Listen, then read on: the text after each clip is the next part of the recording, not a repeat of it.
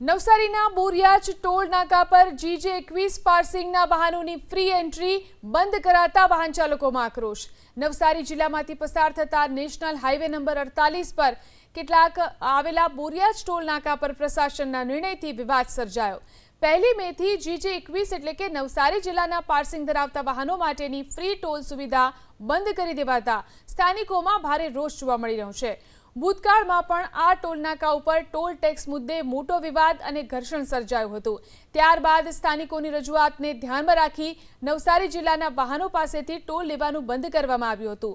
જો કે ફરી એકવાર GJ21 નંબરના વાહનો પસાર થતાં જ તેમના ફાસ્ટેગ ખાતામાંથી સીધા રૂપિયા 120 કપાતા વાહન ચાલકો ચોંકી ઉઠ્યા હતા। હું અહીંયા છે ને આ ટોલ પરથી મારે દિવસના 2 થી 3 વાર મને ક્રોસ કરવાનું થાય છે, પણ આ એક જે નવો નિયમ આવ્યો છે આ તો પૈસા કપાતા જ છે। મારું તો GJ21 જ છે અને આ ટોલ પર એમ તો કપાવવું નહીં જોઈએ, પણ કપાતું હતું એટલે પછી મેનેજરને મળ્યો તો એમને કીધું કે નવો કાનૂન છે, 1 તારીખથી ડાયરેક્ટ આપણું નંબર પ્લેટ પરથી જ કપાઈ જાય છે અને રોજનું મને અહીંયાથી ક્રોસ કરવાનું થાય તો તમે સમજો કે મારો તો રોજના 120 રૂપિયા કપાય છે અને 2 વાર કપાય છે પાછા। डिस्ट्रिक्ट लेवल में जो पास इशू हो रहे थे तो लोकल बेस में वो पास नहीं चल रहे थे, लोकल लोग ले रहे भी नहीं थे।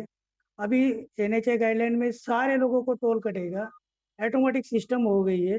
एन पेन कैमरे से जो भी रीड होएगा वो ऑटोमेटिक रीड ही होएगा। तो अगर लोकल बेस में अगर कंसेशन चाहते हो तो लोकल बेस का पास बना लो। जो 350 का जो डिस्ट्रिक्ट लेवल में पास बनते हैं तो पास बना लो, तो फिर आपका लोकल बेनिफिट आपको मिल जाएगा वो चीज़ में।